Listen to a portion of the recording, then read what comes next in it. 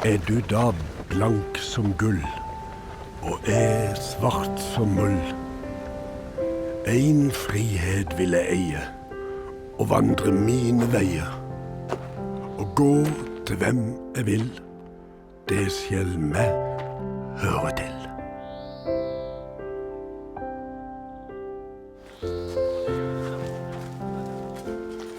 Dette Martin. Ja.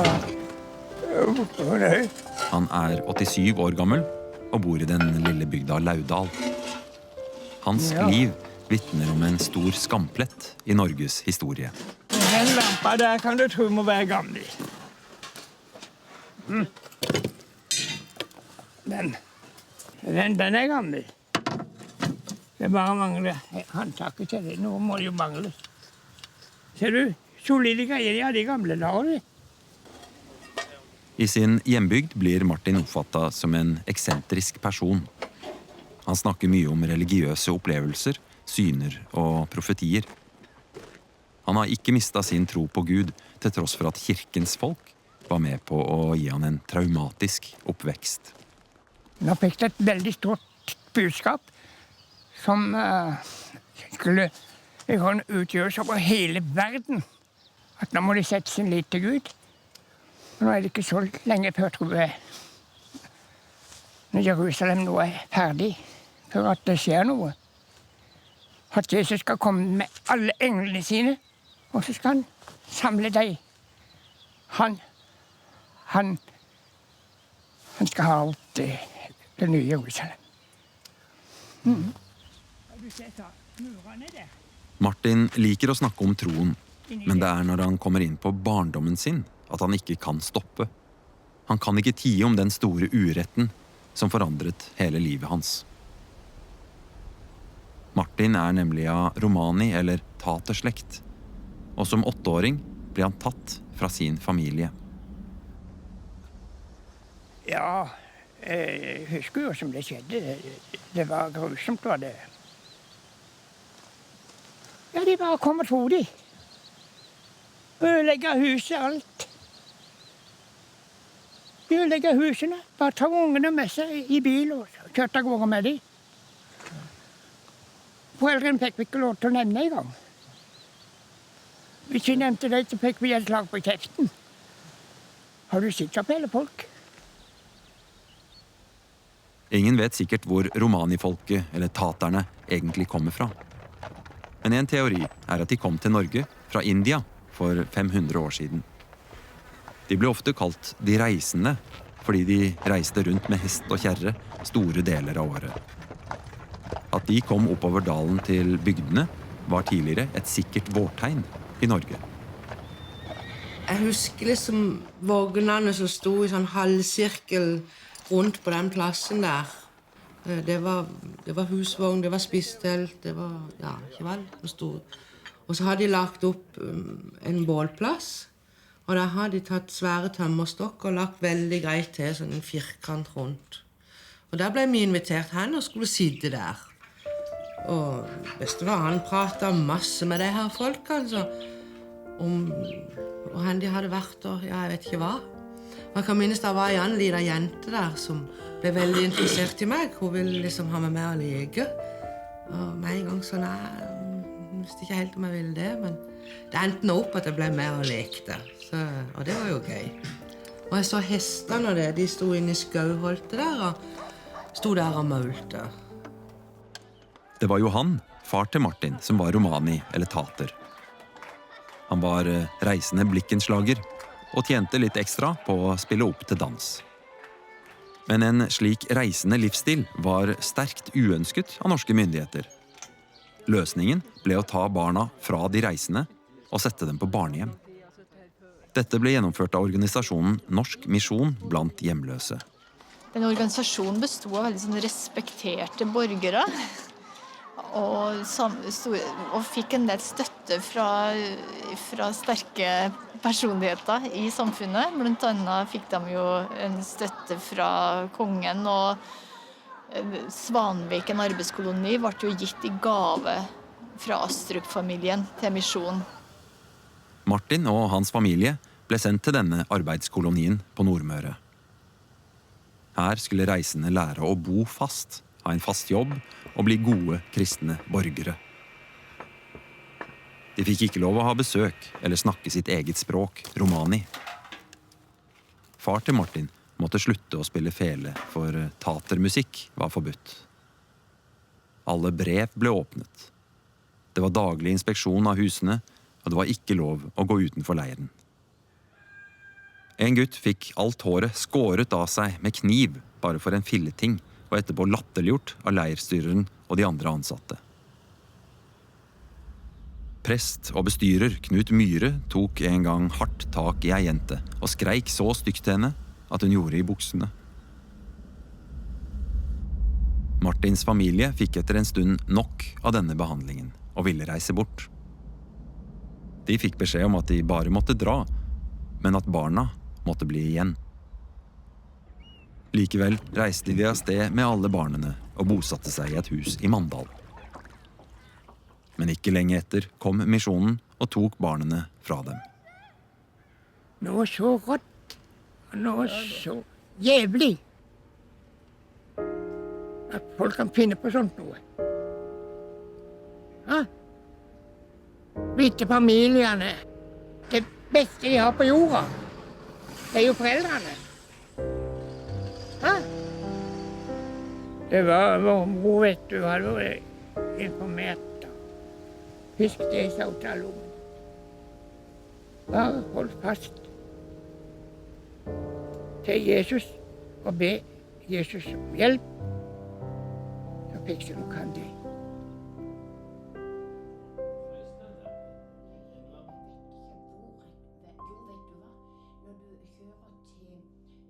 Dette er Solveig. Hun havna også i misjonens varetekt som lite barn. Det er jo med humor på barnehjemmet og en liten en som ikke...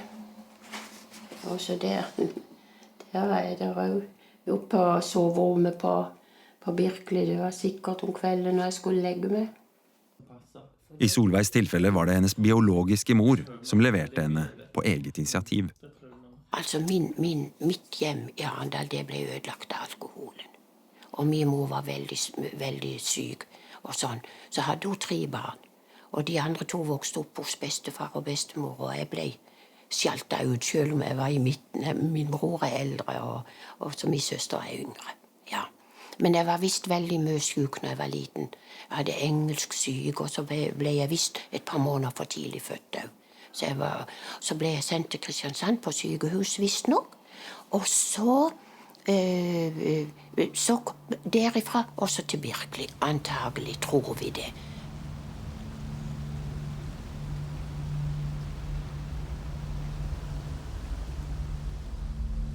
Både Martin og Solveig kom til Sørlandets barnehjem på Birkeli. Dette er blant de siste av misjonens hjem som fortsatt står i dag. Tiden på hjemmet opplevde de som mer eller mindre god. Sånn var det ikke for alle. Fylkesmannen i Vest-Agder fikk i 2009 utarbeidet en rapport etter en granskning av barnehjemmene på Sørlandet. Her fortalte 10 tidligere barnehjemsbarn om sin tid på Sørlandets barnehjem. Av de 10 barna som granskningsutvalget har intervjuet, er det 9 som opplyser at det var vanlig med lugging, ris og bli dratt etter ørene. Alle barna som forklarte seg, fremholdt at en vanlig og mye brukt straff var innestengning. Barna ble låst inne i kjelleren eller i et bøttekott, og lyset ble slått av. Der måtte de være i kortere eller lengre tid. Dette ble av de fleste opplevd som svært skremmende, og mange av informantene sliter med dette i dag.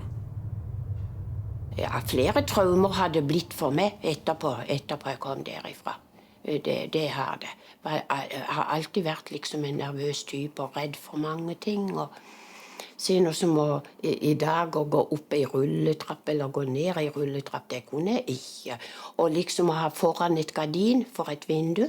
Sånn om nettene kan aldri ha foran et gardin. Det har jeg aldri kunnet. Må ha lys inn eller sånn, så det følte jeg alltid var skummelt. Hva som er årsaken til traumene, vet hun derimot ikke, siden hun kun var mellom 1 og 2 år da hun kom til barnehjemmet. Jeg har jo vært ute antagelig for ting på Birkeli òg, med alle de som var der.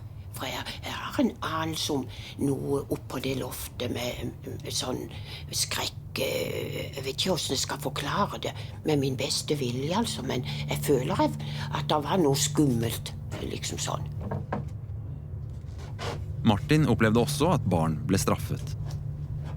En metode var å smekke alle barna på fingrene med en kjepp, helt til barnet som hadde gjort noe galt, tilsto sine synder. En gang Martin var ute i hagen, hørte han en 3-4 år gammel gutt som skreik fra baderommet i kjelleren. De dreper meg, sier han. Det skjer meg rett i hjertet. Så går jeg bort til vinduet og kikker. Jo, det er en liten unge som går der og holder i dette her hvite kjøttet. Og jeg er livredd den her, og hun går med et ris. Hun skal rise den, vet du. Men det ble stilt. Jeg angrer på det. Jeg skulle ha gått ned, vet du. Et av barna forklarer at hennes bror skal ha vært utsatt for overgrep fra en kvinnelig ansatt. En jente som har forklart seg direkte for oppreisningsutvalget, har forklart at hun ble utsatt for omfattende seksuelle overgrep fra en mann med tilknytning til barnehjemmet. Overgrepene skal ha funnet sted jevnlig fra informanten var 3 til hun var 7-8 år gammel. Overgrepene som beskrives gjelder grove voldtekter og trusler om straff dersom hun fortalte dette videre. Dette skal ha vært kjent av bestyrerinna uten at hun greip inn ifølge samme kilde. En tidligere ansatt forteller at praktiske arbeidsoppgaver som rengjøring, stell av tøy og stell av de minste, førte til alt for liten tid til barna. Derfor ble de ofte overlatt til seg selv, eller bare passet av et av de eldre barna. Forskjellsbehandling gjorde at noen knyttet et nært forhold til bestyrerinnen, mens andre opplevde omsorgen som fraværende. Jeg tror at overgrep kunne skje fordi at institusjonene var så lukket. Misjonen var veldig tidlig med å få egne tilsynsførere som førte tilsyn med både fosterhjem og institusjoner. Og så vet vi etterkant at denne tilsynsordningen ikke har fungert. Man hadde ikke noe kultur for å spørre barn eller å snakke med barn hvordan de egentlig hadde det. Og jeg tror det er veldig viktig når man driver og jobber med barn at man har en åpenhet, at det skal være et transparent system og skal ha innsyn i det som skjer. Så det var noen systemer som ikke var på plass, som ga misjonen det rommet de fikk da. Fra 1900 til 1987 ble 1500 taterbarn tatt fra sine foreldre i Norge.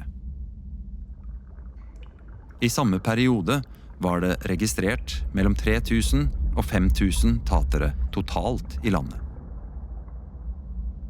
Og ikke bare i den tida du var der, men etterpå, når du da ble adoptert. Og du herlighet, altså. Når de kom og hentet meg i Kristiansand og til noen fremmede folk som jeg aldri hadde sett før i mitt liv, så skulle jeg gå med dem, uten at det var noen kjent eller noe. Og da, sånn som det er i dag, de skal bli kjent med de en par måneder før og alt. Men plutselig så... Og så var det bare å få med seg en liten koffert med noen ting i, og så reise til Kristiansand, og der inne skulle jeg møte hos som jeg skulle være hos, som jeg ble adoptert av. Og så spør de hva jeg vil hete. Så sa jeg det, hete? Skal jeg ikke hete det jeg er døpt til? Og det er jo døpt til Kitty, men det fikk jeg ikke lov å hete. Måtte ha nytt navn. Og så spør de, ja, skal vi Solveig, er ikke det et fint navn? Og skulle en 6-åring svare på alt dette her, helt fremmed for alt mulig. Så da ble det jo Solveig jeg skulle hete. Jeg hadde ikke peiling på noen ting.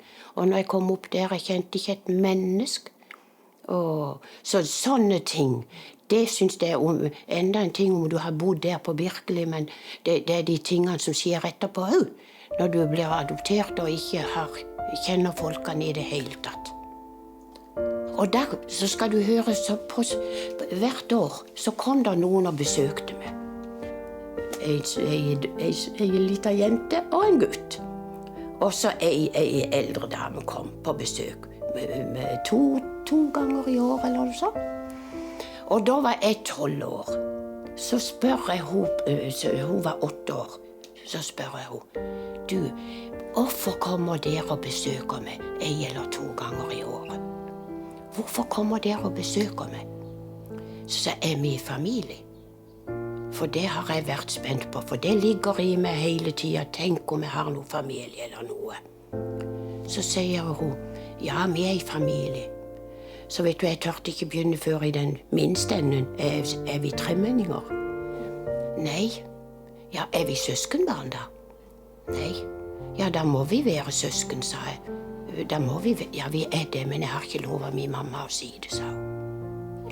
De sa ikke en ting, mine adoptivforeldre, ikke det plukk om hvor jeg kom ifra, om jeg hadde familie eller hva. De var så greie som de kunne. De visste sikkert ikke det beste de ville med. Men altså sånn, de sa ingenting.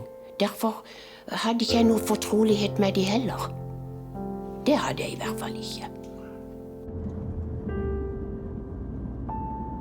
For Martin gikk veien videre fra barnehjemmet til en gård på Østlandet. Ja, det jeg lurer på om det ligner den gården der. Ja, det er stallen, det er vekkerkjelleren. Det verner, det ligner. Den låvbrua.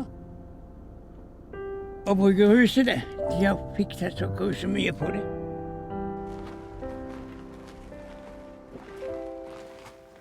Har du noen gode minner herfra? Da tror jeg må rote langt. Og jeg skal få det ifra.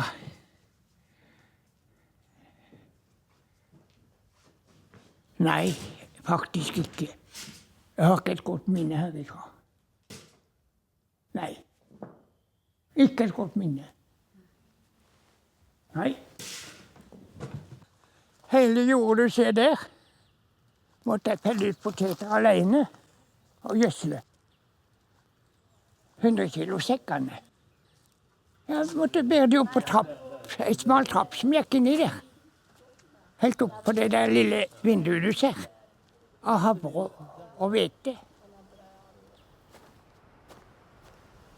Vi fikk ikke tid til å lese på leksen eller noe sånt. For vi måtte i fjøs eller ut og arbeide. Og grave diker. De har gravd igjen hele dika. Som de brukte meg på. De var med selv også og gravde de gjorde det. Men jeg fikk noe så blemmer i hendene at og når jeg var på skolen, det svidde jo som bare det i nevene. Og så fikk jeg jo ikke lest leksene heller. Men dika skulle renskes. Og så tenk på så langt ned hun går. Hun gikk langt ned gjennom der. Helt ut til naboen.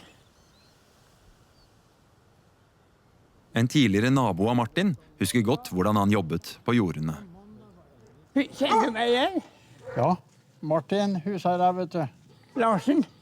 Ja, etternavnet Husherre ikke. Nei, Du tenkte aldri på det. det er mange år siden, vet du. Ja, det her er det. Du spør når det forandret her oppe. Ja, det har forandret seg. Husker du fløy etter kvia ned på myra Ja, med toffler på bena? Ja, så mistet du tofflene, vet du. ja. Ja, det var ikke så rart, det. Det var ikke rette utstyret til å spurte med. Ja. Nei. Du jobbet for maten. Ja. Sevesen, han var streng kanskje. Jeg vet, du drev og Ja, du vessa vet, han skulle- galperler. Ja. Og han sto klar med neste perle, liksom. Altså, du var ikke mer enn ferdig med en, så kom neste. Husker du drev og tok opp poteter på det jordet som du ser mot skauen der oppe, det vesle jordet der. Og så kjørte jeg til Moen med hesten, og du drev og hakka opp poteter oppå jordet der. Du driver og tar opp poteter, sier jeg til deg. Ja, men se å få dem opp før de blir for store, sa du. Det stemmer ikke. Ja da. Martin taklet sine nye plikter med rak rygg. Men etter hvert skulle det vise seg å bli enda vanskeligere for barnehjemsgutten.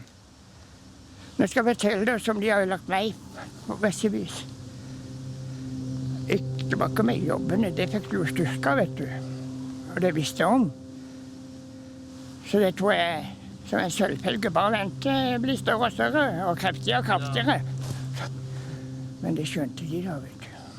Når jeg ble stor, så hadde de planer. Så ble vi sky. Jeg kaller det sky og slå på bord på baksida. Så sier gamlene, du, nå går du på toppen, så går han i midten, så går jeg nede. Da hadde de lagt planer, vet du. Jeg skjønte jo dette. Men kan du se. Ja, så går vi opp og skal spikre på det bordet, da. Så er han på toppen, og jeg på midten, og han er på midten. Og plutselig så får jeg sag i huet. En sånn stikksag. Tar jeg den saga og bare hiver henne i bakken. Der jeg står da. Og hadde ikke mer enn tatt denne, så får jeg hammeren rett i huet. Da seier jeg ned. Og så bare springer jeg inn da. Og jeg kom inn på gulvet, så stupte jeg. Jeg besvimte da, eller... Det er ikke heldig å legge sånne planer på folk, og han var i Kristen Folkeparti til og med. Arveløs, jeg ble av fader, og forlatt, jeg ble av mor. Men til Anna taterjenta måtte jeg nok holde ord. Og jeg oppriktig elsker jenta, jeg for deg vil tala sann. I min vise får du høre hvordan jeg har blitt en fann. Deler av romani- og taterkulturen lever den dag i dag, på tross av statens forfølgelser. Bussi er en av dem som reiser rundt for å blåse liv i de gamle glørne.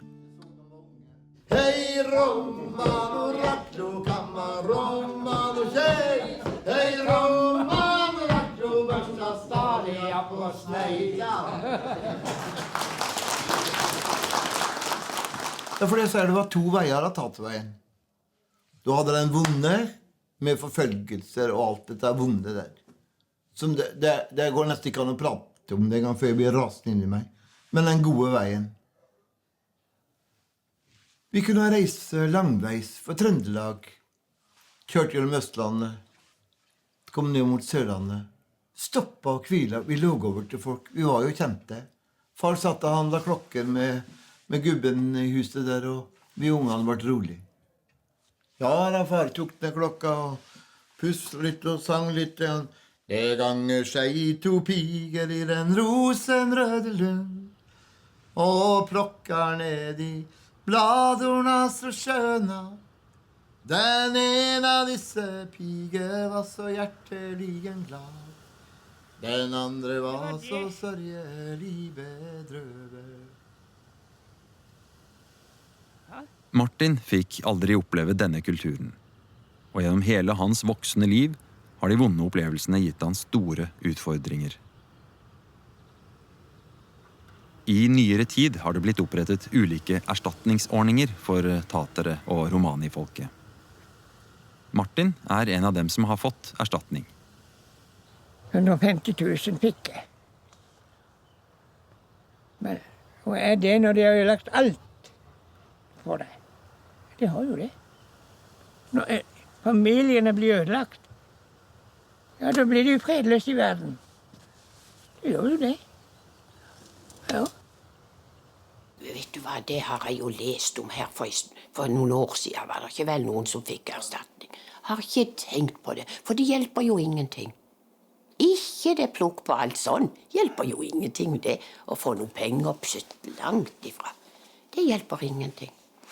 Nei da, så det har jeg aldri tenkt og vil ikke tenke på. Nei. Men syns du at de skylder deg en beklagelse? Nei. Nei, det har jeg virkelig ikke. Nei, langt ifra. Nei da. Det gjør jeg ikke. Nei da. Så Vi beklager sterkt de overgrepene som ble begått mot romanifolket og taterne, og den lidelse som gruppen og enkeltmennesker har blitt påført. Den norske kirke ber tatere og romanifolket om tilgivelse for den urett, de overgrep og den forsømmelse som fra kirkens side har begått mot deres folk. På vegne av Kirkens sosialtjeneste beklager jeg på det sterkeste de overgrep og krenkelser som tater og romanifolket ble utsatt for under norsk misjon. I 2015 ble det lagt frem en rapport om taternes situasjon i Norge de siste 100 årene. Utvalgets leder mener at myndighetene nå bør rette blikket fremover. Vi har jo faktisk en nok så mange konkrete forslag til hvordan myndighetene skal følge opp. Jeg tror noe av det som går på informasjon om hvem tater-romanifolket, hvilke rettigheter har de som en nasjonal minoritet, hva er deres kultur, for det betyr veldig mye for storsamfunnets holdning overfor dem, og jeg tror at vi alle sammen har behov for verdighet, vi har behov for stolthet, og slik situasjonen har vært til nå, så har dette vært mennesker som har vært fratatt sin verdighet og stolthet, og da kan du ikke være aktiv i samfunnet, du blir ikke en god og byggende samfunnsborger, så det er noe av det viktigste, tror jeg, som kan skje. Martin setter uansett ikke sin lit til det øvrighetene måtte bestemme. I hans liv er det en helt annen trøst som gjelder. Det som det står i en sang. Ingen bok er meg så kjær som en moders bibel er. Og det er sikkert at hennes bønner er hørt. Det er bevist nå. Da fikk jeg Jesus også. Og ikke nok med det, jeg har fått hjelp. I mange vanskelige situasjoner som ikke hverken konge eller øvrighet eller noen kan gjøre etter. Og det setter jeg veldig stor pris på. Og derfor er det jeg holder Jesus som leder nummer 1, og han vil jeg fortsette å respektere og holde hans løfter og ord.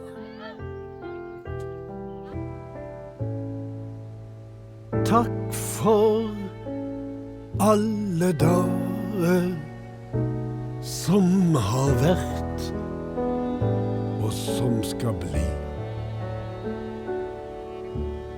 Takk for hver ny morgen som spinner farvetråd av nattetid. Takk for hver varme tanke, hvert et smil og gode ord. Takk for et lys i natta, gode søster, gode bror.